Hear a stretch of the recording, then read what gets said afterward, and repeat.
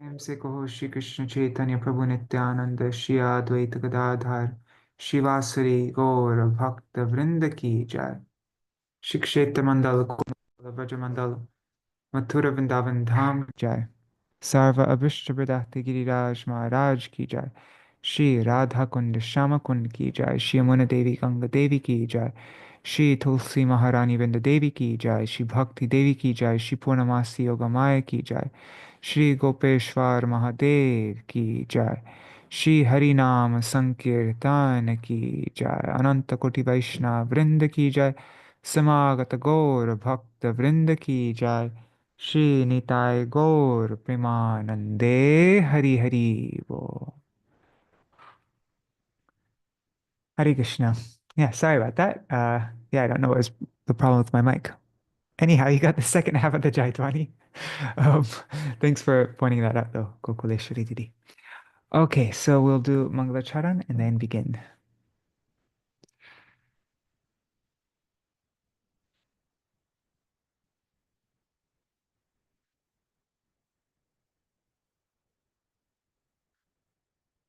Ajnanatimirandhasya Jnananjana Shalakaya Chakshurunmilitam yena tasmai Shri Guruve Namaha.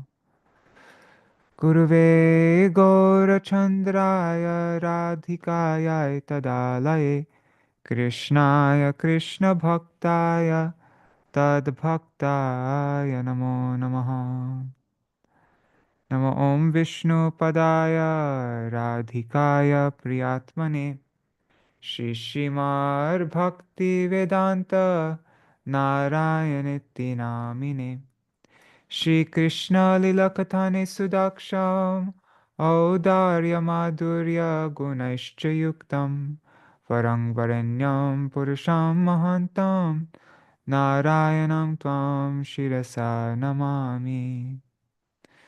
Namo Om Vishnu Padaya Keshava Bhinna Rupine Shri Shrimar Bhakti Vedanta Vamaniti Namine Nama Om Vishnu Padaya Krishna Prishtaya Bhutale Shrimate Bhakti Vedanta Swaminiti Namine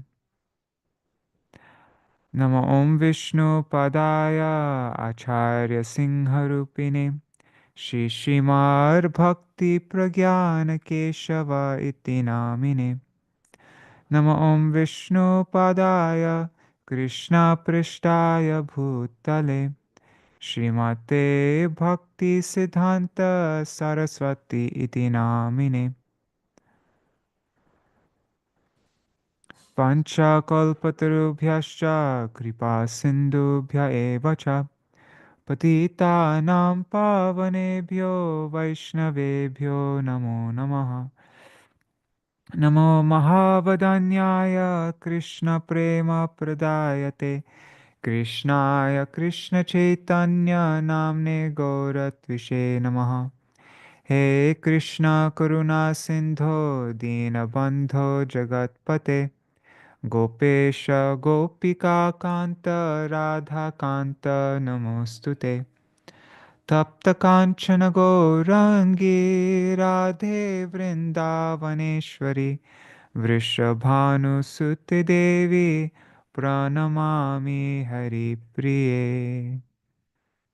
Tavai vasmi na jivami tvaya vina iti vigyaya devi tvang nayamang charanantikam bhaktya vihina aparada lakshay kshiptascha kamadittaranga madhe Kripamai tvam sharanang prapanna vrinde namaste charanarvindam. Bhaja Shri Krishna Chaitanya Prabhu Nityananda Shri Advaita Gadadhar Shivasari Gaur Bhakta Vrinda Hare Krishna Krishna Krishna Hare Hare Hare Rama Hare Rama, Rama Rama, Hare Hare.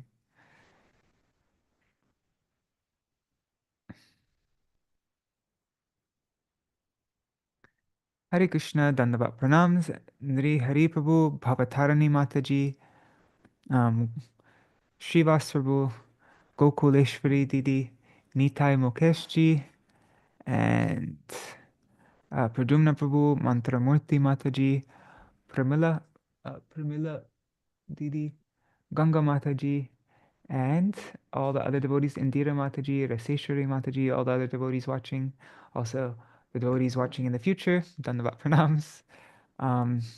So we are continuing our program going through this question, all these question and answer articles in the early editions of Bhagavata Patrikā. So all written by our Śrīla Gurudeva Nityalila Pravishta Shishimad Bhaktivedānta Nārāyaṇa Gosvāmī Mahārāja. I think this is our 5th day of reading these articles, our 6th day, including Śrīla Vamana Gosvāmī Mahārāja's. No, I think I can't remember. Anyways, whatever. Maybe it's more. I don't know. I'm spaced out. But yeah. So today, what are the topics for today's articles? Today's question and answer series. It is um, the eternity of the soul, the difference between Kāma and Prema, and the notion of fate. Those are the topics for today's reading. And yeah, these are all being translated. Srivas has been translating all these articles by Śrīla Gurudeva and other acharyas, and I mean, so many different things. And he's been putting them on bigdrum.us and bigdrumpublications.com. So if you want to receive all these new things that Srivas is translating, you can go to both of those websites and sign up. I'll hand it over to you now, Srivas. Probably everyone who's listening has heard you advertise those sites many times. Yeah, for anybody who didn't join the previous programs, I just do it in each one. Okay, all right. And really, like I mean, the stuff you've been putting out is just like there's every time it's like complete gold that nobody's ever seen before. Like, and you should have like thousands of subscribers. And yeah, anyways. Good, let's keep it small. Let's keep it small. Anyhow, Muktanam api siddhanam. Amongst millions of muktas and siddhas.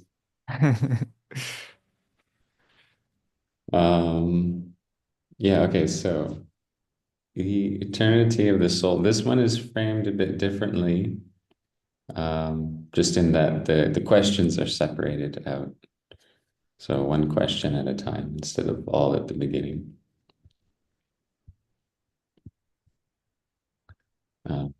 Yeah, so it's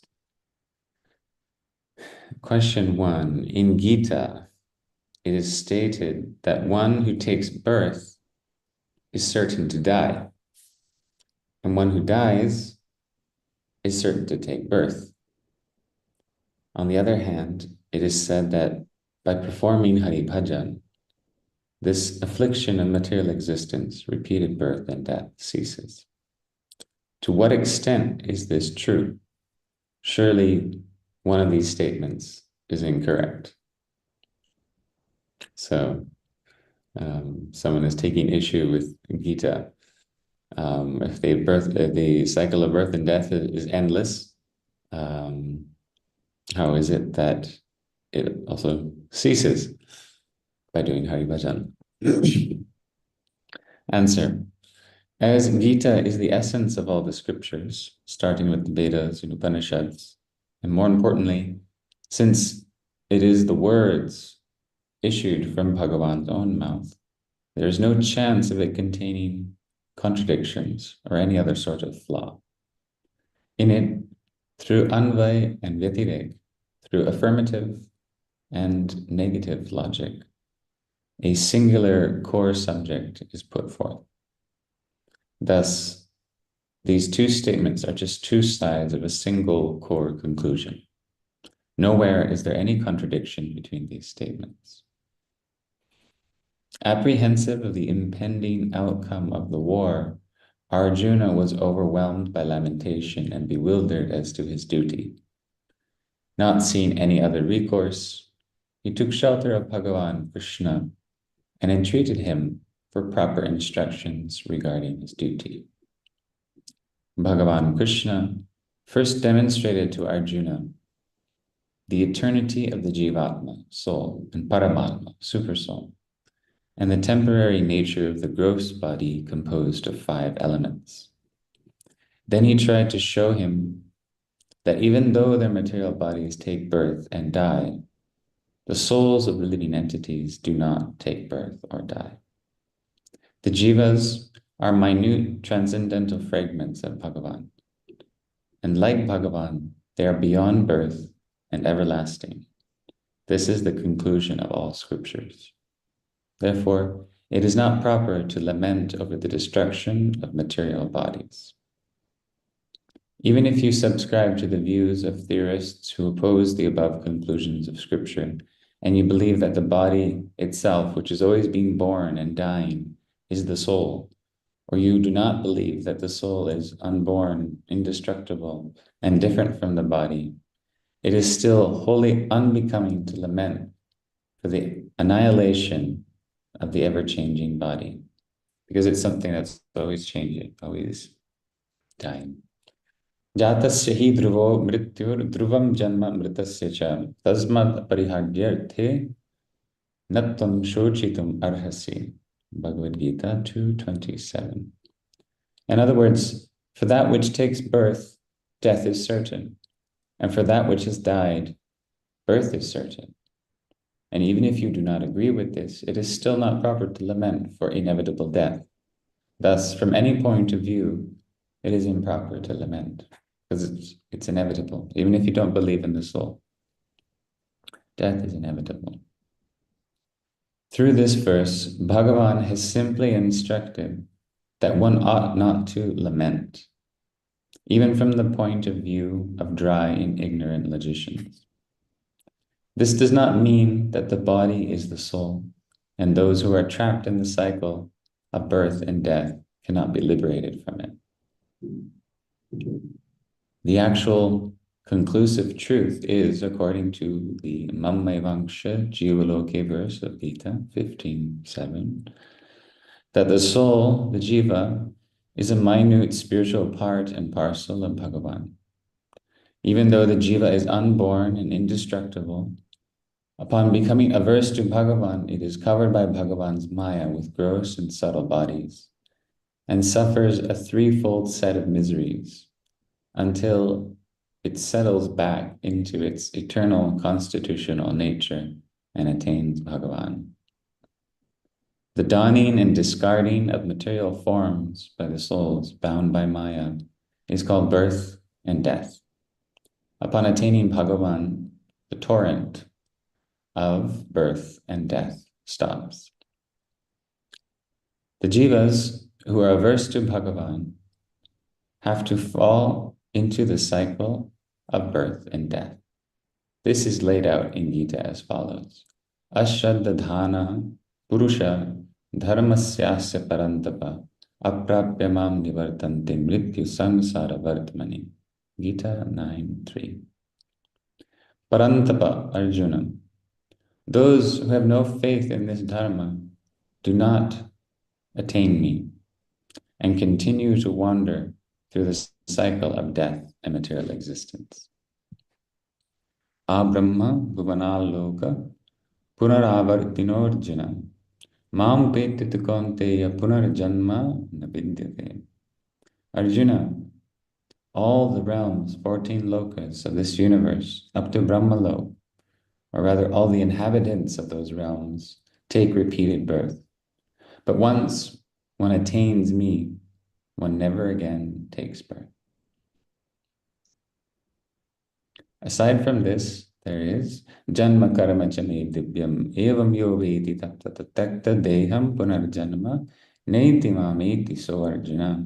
O Arjuna, my birth and activities are transcendental. He who knows the truth of them is not reborn after giving up his current body. Rather, he attains me. Mam eva ye prapadyante mayam etam tarantite.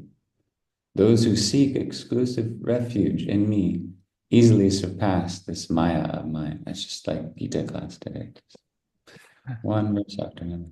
Om ityekaksharam brahma vyaharan mam anusmaran yap prayati tyajandeham sayati paramam gatim. That's Gita 8:13. Anyone who leaves their body while chanting the one absolute syllable Om and remembering me attains the supreme destination. Hare Krishna Mahamantra also works. Mam upetya punarjanma dukhalayam ashashvatam naptuvanti mahatmanaha sangsiddhim paramam gata. Having attained me, great souls do not take birth again in this fleeting abode of misery, as they have reached the supreme perfection. In these and other verses, it has been established that by attaining Bhagavan, one is liberated from the cycle of birth and death. So there are no contradictions in Bhagavan's instructions in the Gita. As long as the jiva is averse to Bhagavan and indulging in the objects of the senses, he will continue to take birth and death. This is the general conclusion.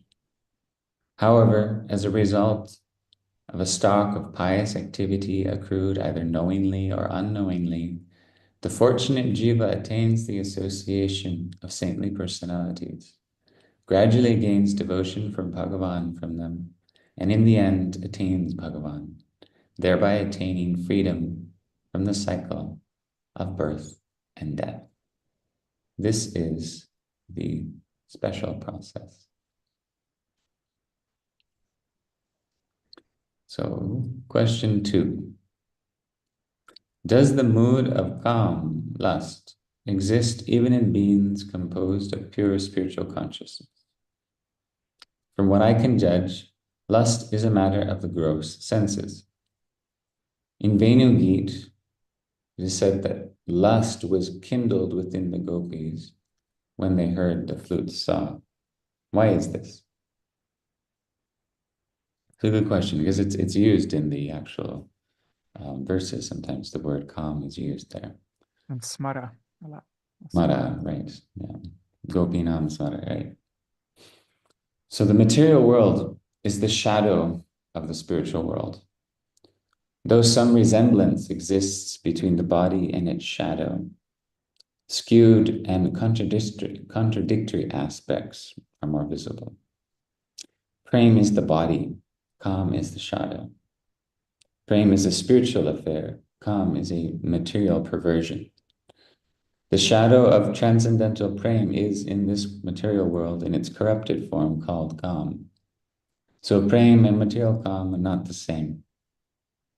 The gopis especially are wholly spiritual, and they are superior to even the eternally perfected beings, so the muktas and the siddhas, for they are the manifestations of Bhagavan's Ladhini Shakti. They are Sarva Lakshmi Mai, embodiments of all the Lakshmis. In these gopis of Braj is eternally perfect prema for Krishna.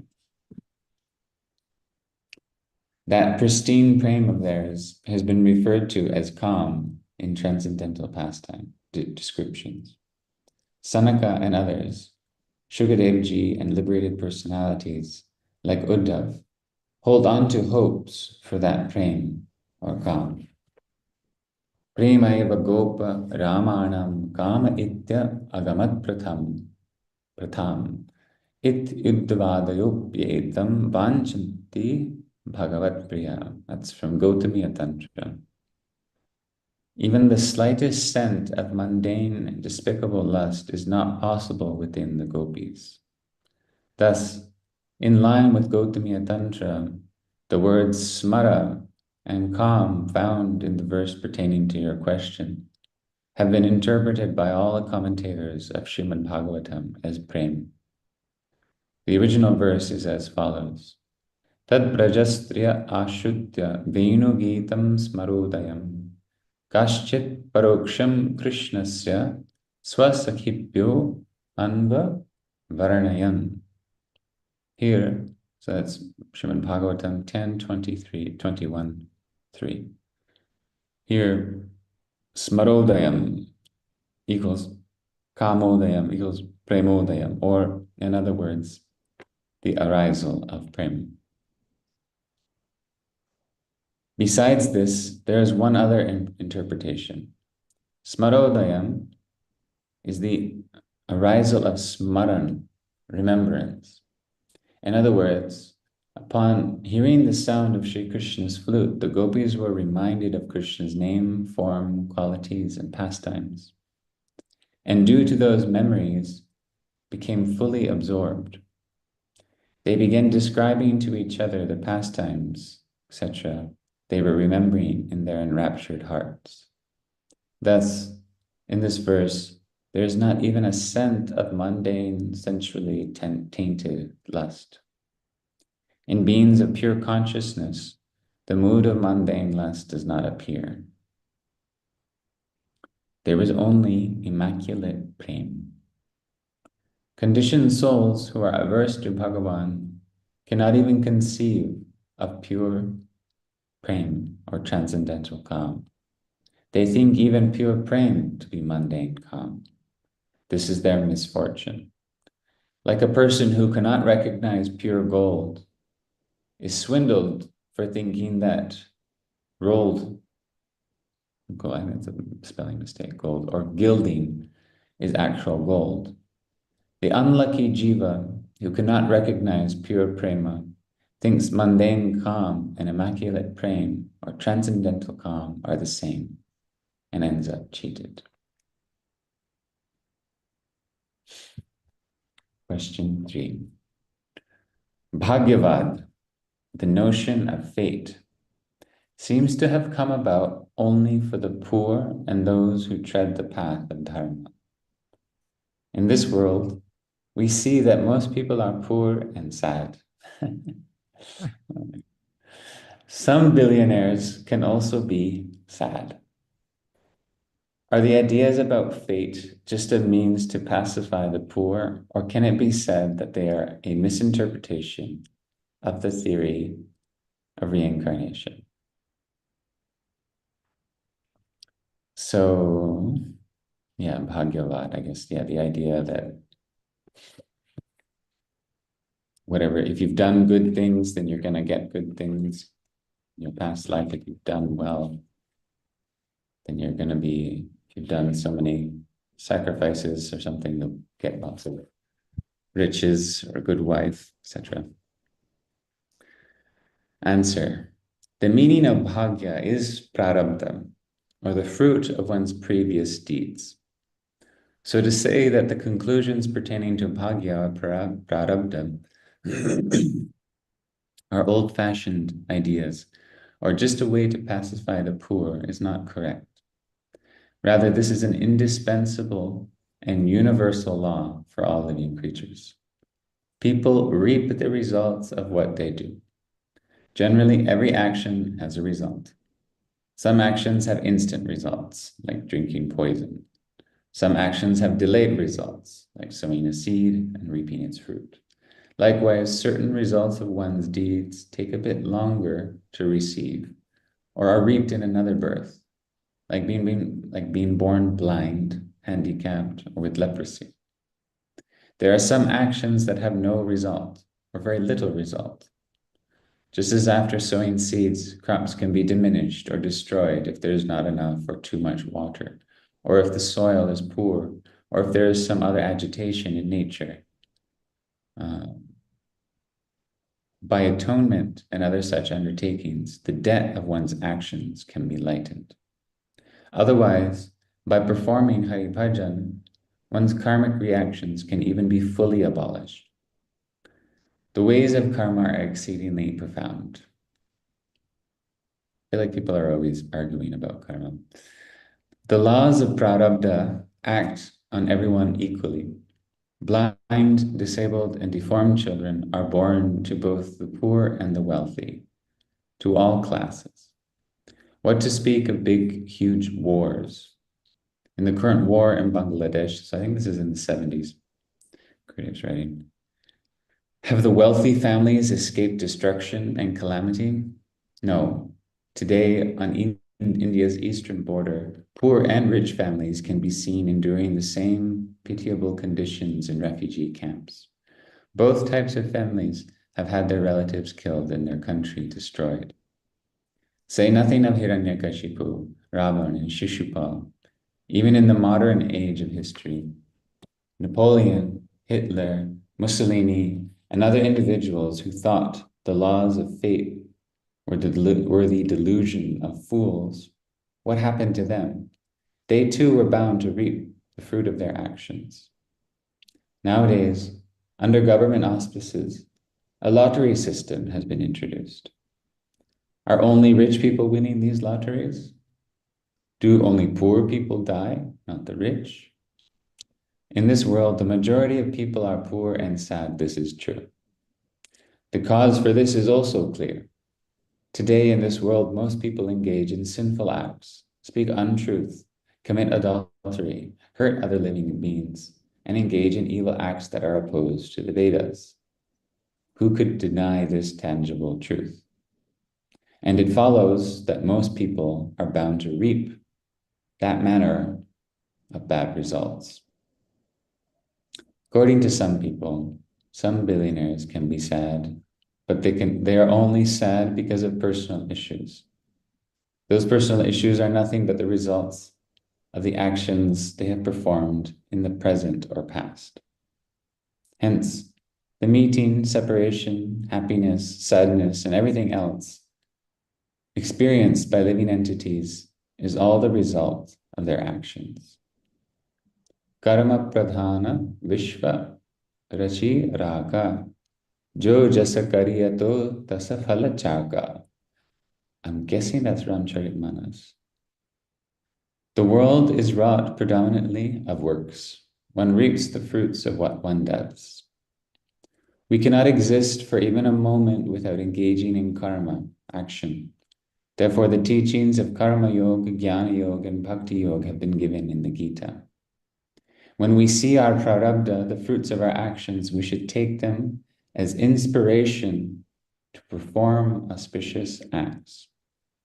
If something bad is happening in our life, we should think, I need to do more auspicious things. Those who lament fate and lead lives full of laziness do not know the secret of action, the results of action, and fate, or prarabdha. The truth about prarabdha gives inspiration to make life enthusiastic, relishable, and lively. See, karma often becomes becomes either an excuse. Oh, it's just my karma, and I can't do anything about it. I'm helpless, or oh, such bad karma. Or if you say something bad happened to somebody because of their karma, oh, well, that's so insensitive and disrespectful. No, it's empowering. It's putting power in the hands of the individual. It's putting ultimate faith in the individual and in their actions, that they have the power to turn things around. If something bad has happened, they're not the victim. If somebody has been awfully cruel to them, they're still not the victim. That was something that they had to go through, and it's correlated to their actions, which is correlated to something they can change. It's within their power to change.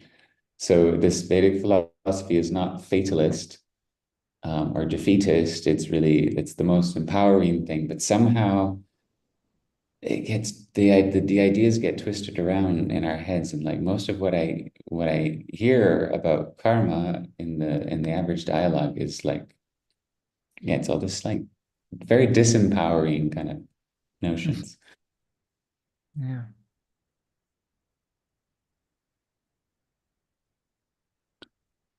So the truth about prarabdha gives inspiration to make life enthusiastic, relishable, and lively. It inspires one to engage in sukarma, beautiful acts that are sanctioned by scripture.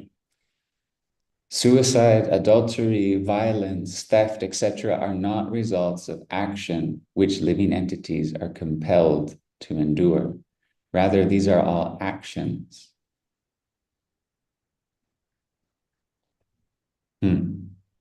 So suicide, adultery, violence, and theft are not karma. Those are actions people are performing. Those are choices people are making. Man performs these acts himself or also refrains from performing them. So you can't just say somebody is the victim of the system, and so they're going to be a criminal. They're going to do these things, and so they're actually a victim. No, those are their choices. Man is in any condition free to act according to his own will, but he is bound to endure their results. Even among the poorest people, exemplary, truthful, religious, non-greedy, non-violent people can be seen. Conversely, adulterous, lying, vain, selfish, violent people can be seen among the richest classes. Shri Lal Bahadur Shastri, Abraham Lincoln, America's famous president of the past, when he mentions Lincoln, and others, due to their perseverance and the results of their deeds, became great men by worldly standards, despite taking birth in poor families. Though it is inevitable to reap the fruits of action, we hear of Ajamil and Valmiki and others being liberated from the results of action and attaining Bhagavan by chanting Bhagavan's names. Devotion to Bhagavan is not only uplifting for humans,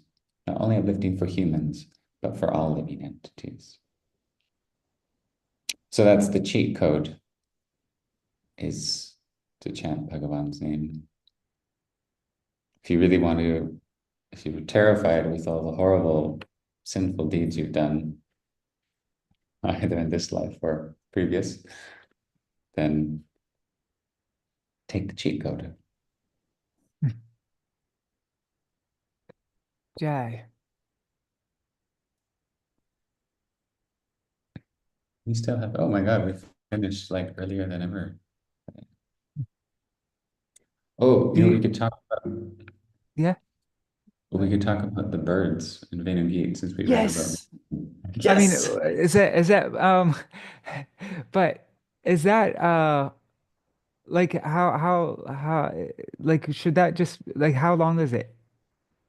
It's not that long. Okay, yeah, let's do that. I don't have the text, but I have everything in my mind. Okay. I'll just ask you to do one thing. If you can Google Myna bird, Yep. M-Y-N-A, look that up, and so we can see a picture of the Myna birds. Okay.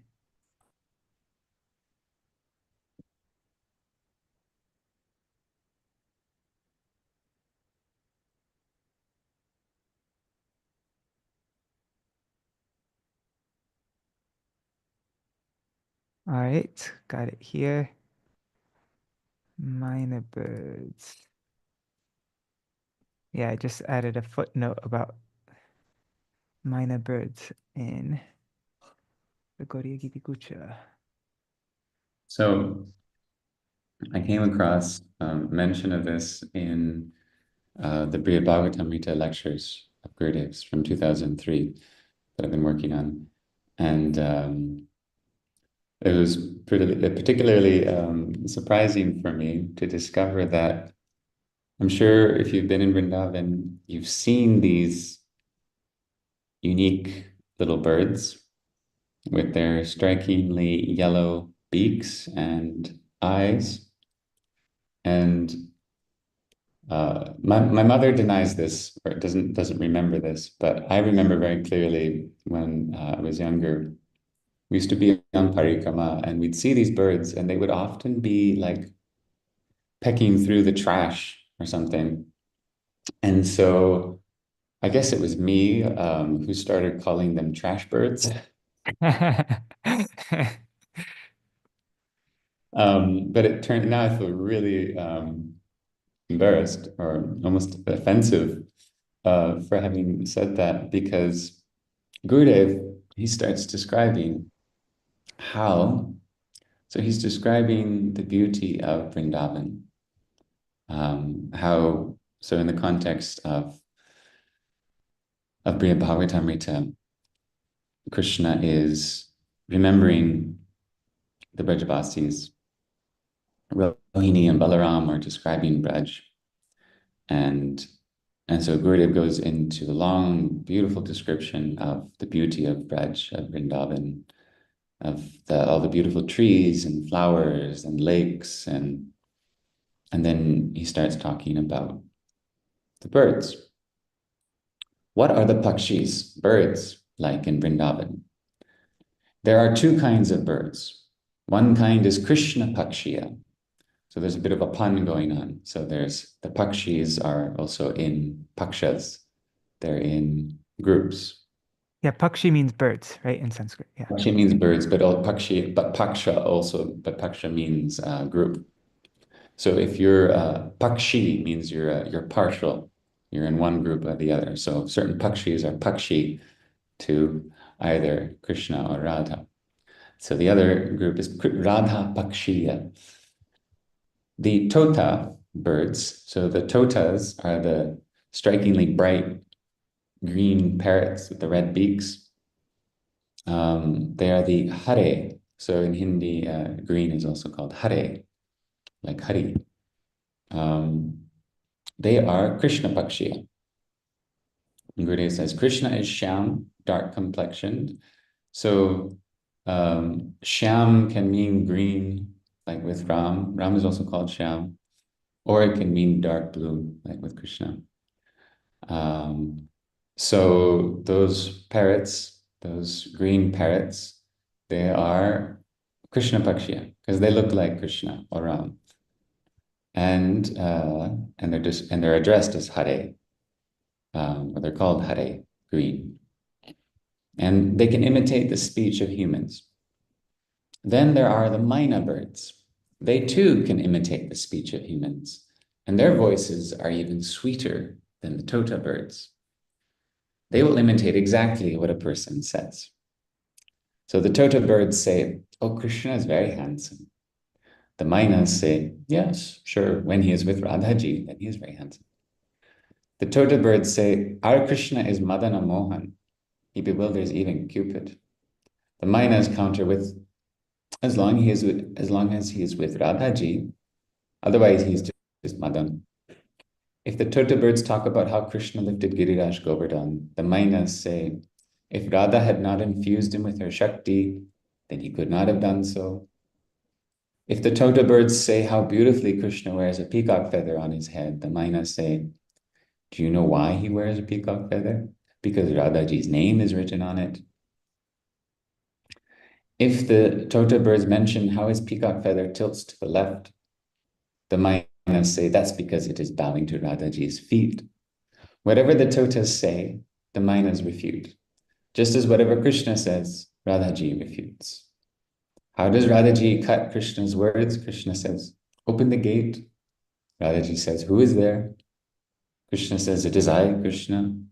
Radhaji interprets Krishna as a snake to mean snake and says, oh, you are a snake? No need to come here. You will bite me. Go back to the forest. Krishna says, come on, it is I, Hari. Hari also means lion. So Radhaji says, why have you come here? To eat us? Go away. Krishna says, no, I'm not a lion. I'm Hari. Oh, you mean you are a monkey? Says Radhaji, because Hari can also mean monkey. Go back to the forest. In this way, Radhaji subverts everything that Krishna says. And similarly, the Mainas that she raises and nurtures refute the statements of Krishna's pet Shuka or Tota birds. So Krishna goes to Vrindavan to hear these sweet squabbles between the birds and behold the beauty of the forest. This is Ramana frolicking in Vrindavan. Yeah, that's really sweet. So I feel so ashamed that I called Radharani's, or at least the descendants of Radharani's own personally trained, super argumentative, super clever birds, trash birds. Well, I think by translating this year, you're doing your prayaschitta here or whatever. Yes, I'm attempting to atone for I don't know how many times I called them that. And they're really unique and striking. I'm sure you've noticed them. They're very brilliant golden beaks. And that's why they're Radha Bhakshiya, because they have her color. Um, I didn't notice that they sang, but I'm going to be checking now to Oh, see if. tell you something. Here in Yes. Hawaii, no, Harry, here in Hawaii, we have myna birds, and they're called myna birds, and they're Mm, amazing. They love papaya seeds. So really? and so we have a balcony, like they call it a night here, and then we're on the upper, the second floor, and so I empty the papayas and I put in there, but they're Mm, like really. They're very, very on top of things, and they can imitate any sound that you can think of. They imitate yeah. birds.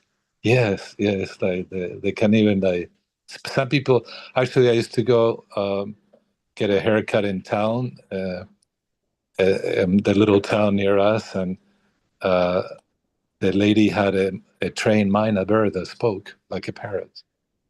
Wow. I Oh, They're had that's no so idea. clever. They're so amazing. So I just had to say, that we're fortunate to be able to see, and like you said, it's like Radha's representative in a way, that refutes they're in her arguments party. by other birds. Yeah. Yeah, like even when Gurudev said it, that the Maina birds can imitate any speech, I didn't believe it because it was I'm happy you confirmed that for me because I mean I've always just thought it was just parrots who could do that. I thought that was unique to parrots. I didn't know there was another species of bird that was really expert at it. Yeah. Oh, Even underrated when bird. I was in Vrindavan in '76, um, and I was I lived actually probably in the two rooftop because I loved it up there. But myna birds will come, but you know, I just, I mean, I like birds, especially in Vrindavan. But it's when I came to Hawaii that I saw their behavior and how they are. So it's so apropos that, like he said, Krishna says something and Maina will refute it. I mean, one bird will say something and the Maina will refute it. So it's like they're representatives of Radharani. This is so wonderful to hear this. There's another Udipan here to have. Yes, Udipa everywhere. Yes. Haribo.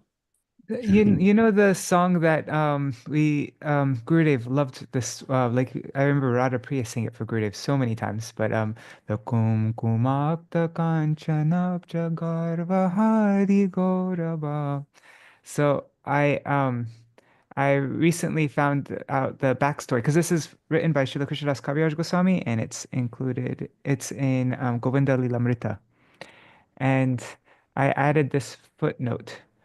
Um, and actually, before I always thought that Shuka and Sari or Shuka and Sarika was like the male parrot and the female parrot, but Mhm. Sarika is Maina bird, right? And and so I'm guessing that that whenever it says Shuka and Sari, what do you think, Shivas?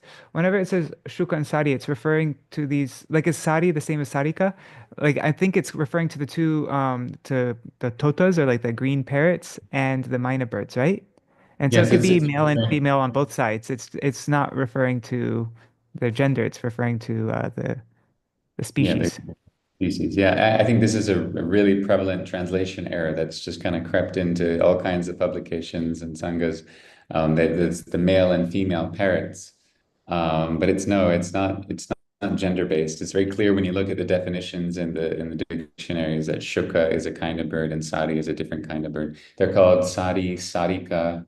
There's different spellings to it, but it's one genus of bird, the mynas.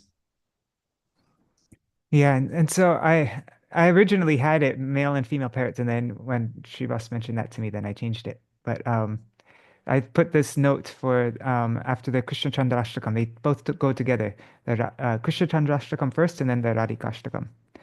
So chapter 16, actually, if you think this is like if I should make any changes here, also let me know. But so this is in the Gaudiya Giti Gutra now that will be published. Chapter 16 of Shri Govinda Lilamrita describes Shishi, Radha, and Krishna awakening from their midday rest and sitting up on their bed. At that time, Vrindadevi approaches them, holding Kolukti, a young myna bird, Sarika, and Manjuvak, a young parrot, Shuka, her two gifted disciples. She instructs Manjuvak and then Kolokti to recite praises of Sri Krishna, and they recite a total of 105 exquisite verses extolling Krishna's incomparable beauty. And they're long verses also. They're not like, yeah. By this, the parrots become overwhelmed with emotion. Oops, I have to change that parrots. Good thing I'm looking at this with other people. Okay, so yeah, the birds become overwhelmed with emotion. Their voices falter, and they are unable to continue.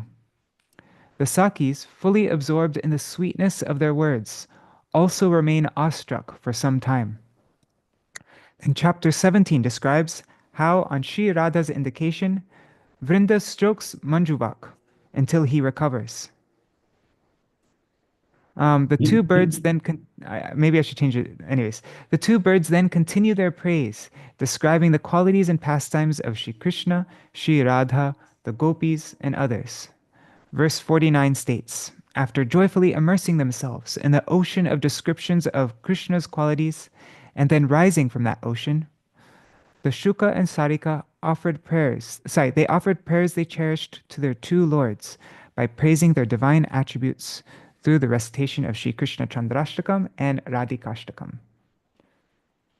So now, So how much do you want to bet that the Shuka sang the Krishna Chandrashtakam and the Maina sang the Radhikashtakam?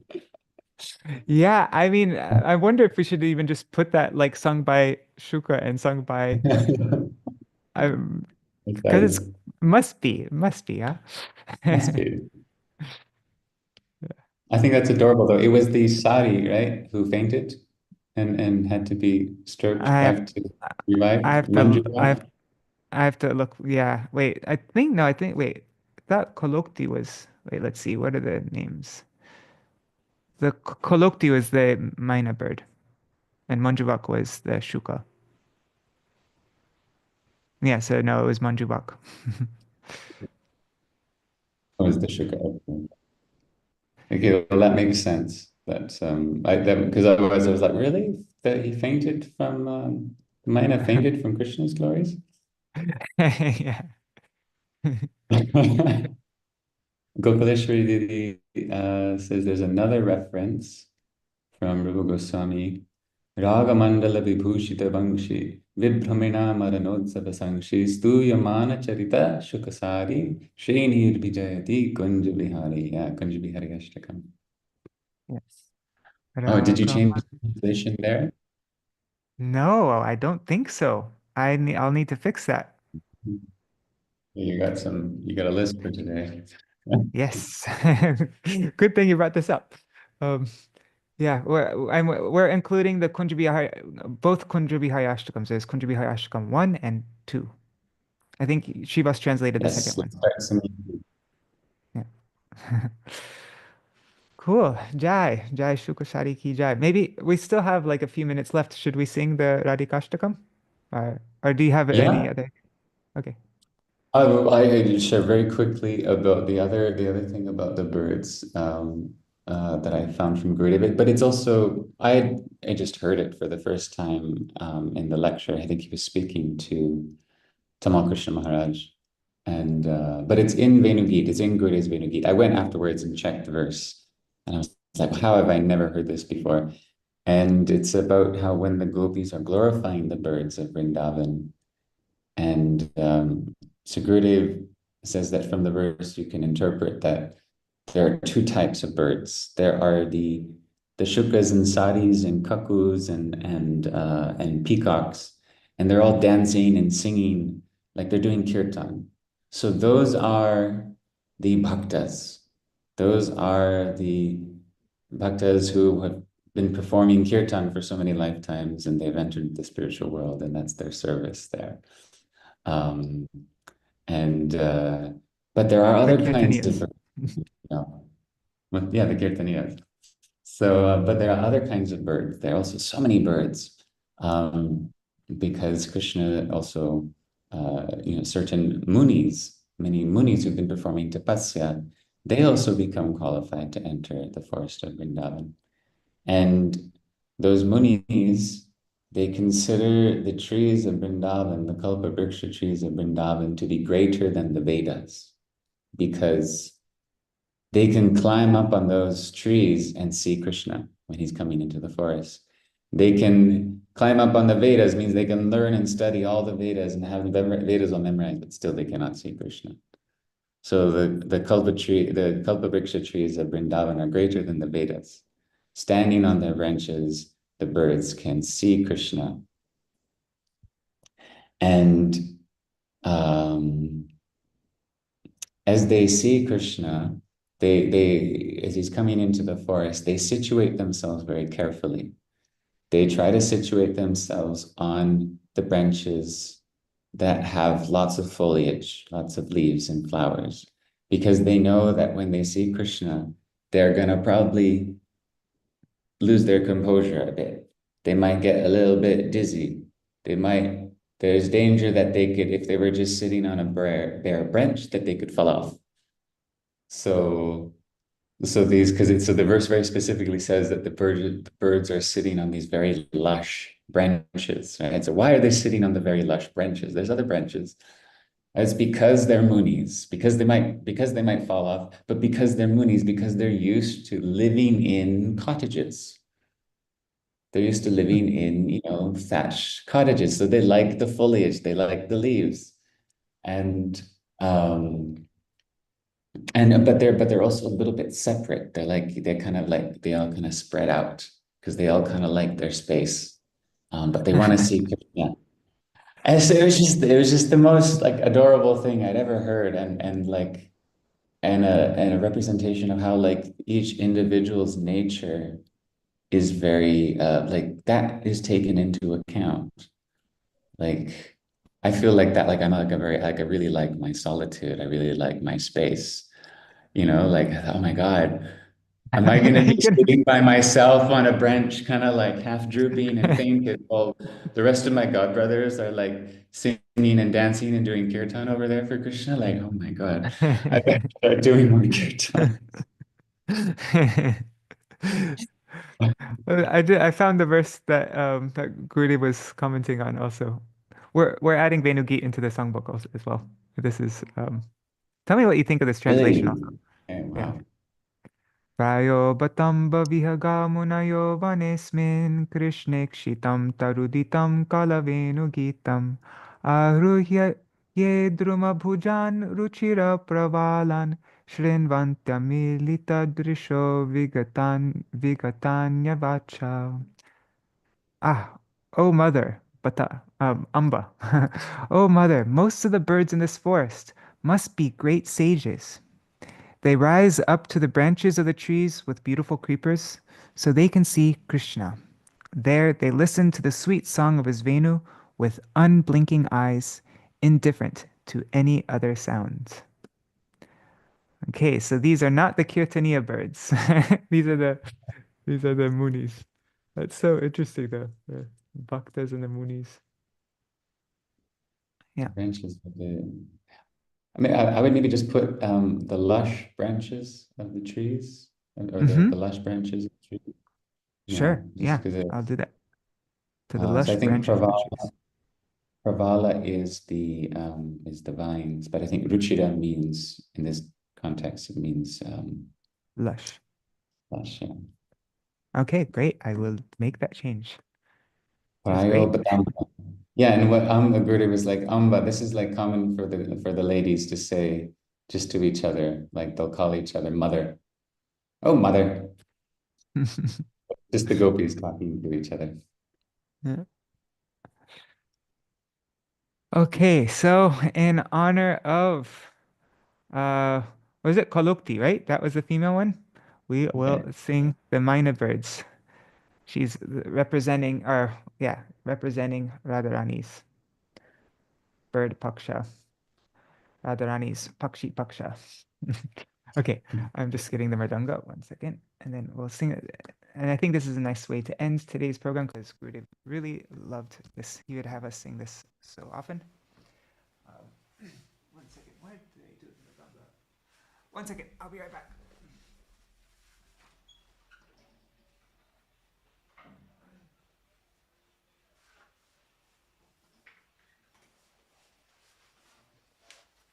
Okay.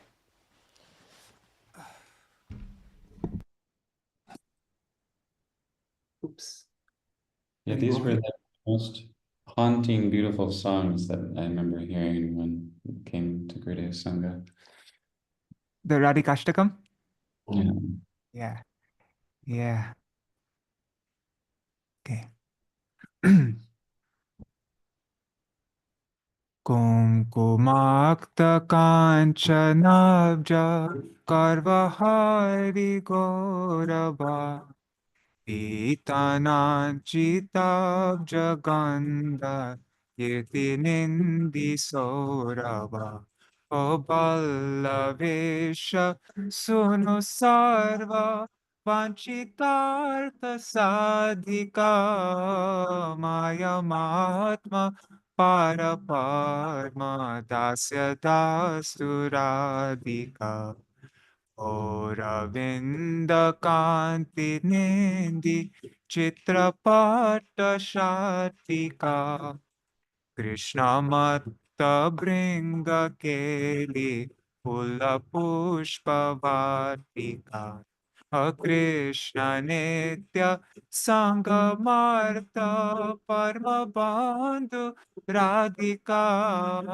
Maya Matma Pada Parma Dasya Dastu Radhika So Kumarya Srishta Palla Valikirti Negraha Chandra Chandanot Palendu Sevya Shita Vigraha Swabhimarsha Ballavisha Kamatapa Padika Maya Mahatma Pada Parma Dasya Dastu Radhika Ishvavandayo Vatapi Vanditapi Yarama Upanavyayo Vanadi Sampadanayatsama Shila Harta Lila Yacha Sayatosti Nadika Maya Matma Pada Parma Dasya Dasturadhika Rasya Lasya Gita Narma Satkalali Pandita Prema Ramya Rupa Vesha Sargunali Mandita Vishvanavya Gopayoshit Alito Piyadika Maya Matma Paraparma Dasya Dasturadika Nitanavya Rupa Keli Krishna Bhava Sampada Krishna Raga Bandha Gopa Yovateshu Kampada Krishna Rupa Vesha Keli Lagna Sat Samadhika Maya Matma Para Parma Dasya Dasturadhika Sveda Kampa Kanta Kashru Kadgadadi Sanchita Harsha Harsha Vamatadi Bhavabhushananchita Krishna Netra Toshiragna Mandanali Dadika Maya Matma Para Parma Dasya Dasturadhika Yakshanarda Krishna Vipra Yoga Santa Todita Ekantainya Chapaladi Bhava Vrinda Modita Ayatna Labda Krishna Sangha Anirkatakiladika Mayamatma Paraparma Dasya Dasturadika Ashtakena Yastvanena Noti Krishna Vallabham Arshane Pishaila Jadi Yoshirali Durlabham Krishna Sangha Nanditatma Dasya Setu Bhajanam Tam Karoti Nanditali Sanchayashu Sajanam Ayamatma Paraparma Dasya Dasturadika Mayamadma Paraparma Dasya Dasturadika Hare Krishna Krishna Krishna Hare Hare Hare Rama Rama Rama Hare Hare Hare Krishna Krishna Krishna Hare Hare Hare Rama Rama Rama Hare Hare Hare Krishna Krishna Krishna Hare Hare Hare Rama Rama Rama Hare Hare Hare Krishna Krishna Krishna Hare Hare Hare Rama Rama Rama Hare Hare Hare Krishna Krishna Krishna Hare Hare Hare Ram Ram Hare Hare Hare Krishna Krishna Krishna Hare Hare Hare Ram Ram Hare Hare Hare Krishna Krishna Krishna Hare Hare Hare Rama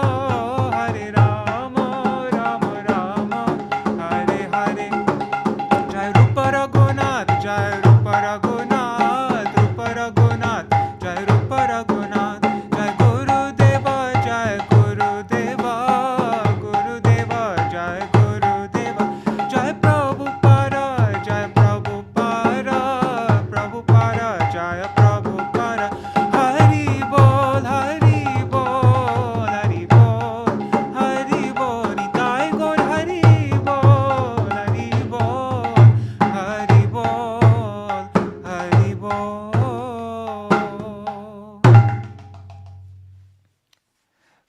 Could you hear the mridanga when we're singing Kumkumakta? Because I just noticed that the sound for musicians was off.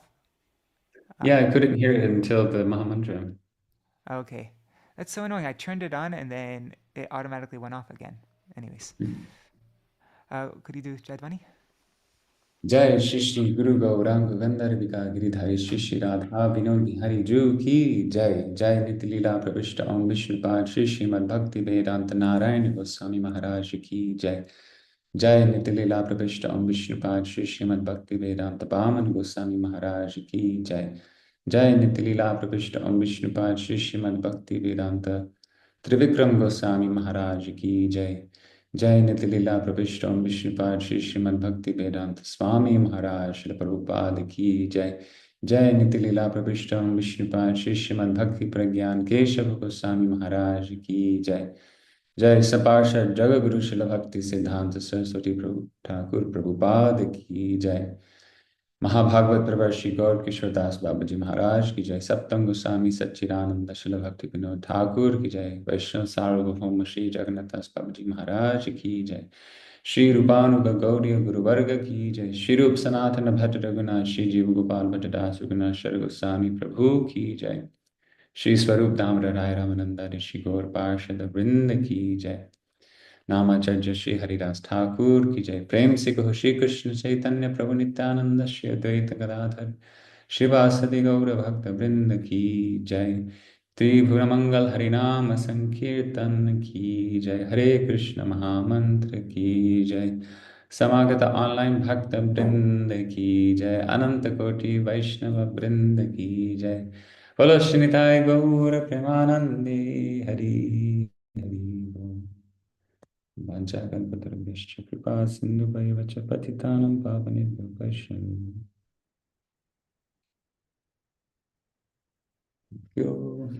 All right, so see you all tomorrow. Tomorrow's a Vyāsa-pūjā day of Śrīla Gurudeva. I won't be able to do such a long, like I won't, I think I could probably go till 8:30. But yeah, I have to go for a program in Mayapur tomorrow. So, but yeah, and I don't have any plan yet for like what we'll do in the program. So, if anybody has suggestions, let me know. But I'm not sure if you'd like to, like maybe we could do glorifications, or we could read something, or we could do anything. So, yeah. Okay. Thank you so much for joining. And just one thing, I just was appreciating how Śrīla Gurudeva would always speak very appropriate to the audience. You know, like his Harikatha, yeah, he wouldn't speak very high things to the general public, and according to what the audience was, he'd speak fully appropriately to. I'm just noticing that. Yeah. All right. Oh wait, let me just quickly look at the comments and then I'll stop. But Gopali Mataji saying that kukutus and Australia lyre birds, is that how you say it? They can learn to speak also. All right, Dandavat. Interesting, huh? All right. So yeah, Dandavat Pranams, Nari Hari Prabhu, Bhavatarani Mataji, Shrivas Prabhu, Gokuleshwari Didi, Chatamai Mataji, Nitai Mukeshji, and Prajumna Prabhu, Mantramurti Mataji, Pramila Didi, Ganga Mataji, Haripriya Didi, Fuleshwari Didi, Champak Mataji, Haripriya Didi, Gopali Mataji, Vidyalalasa Didi, and a lot of devotees today actually. I only see the names of people who write comments, but yeah, Dandavat Pranams everybody. See you all tomorrow. Hare Krishna. Dandavat Pranams. And then I don't know. Tomorrow we'll celebrate Gurudev's Vyāsa-pūjā. I'm not sure if we'll do another day something for Gurudev. If not, then I will. We will start. We will continue our reading of Harinam Chintamani. I'll revise the first chapter that we went over, and then we will continue on from there. All right. Hare Krishna. See you all tomorrow.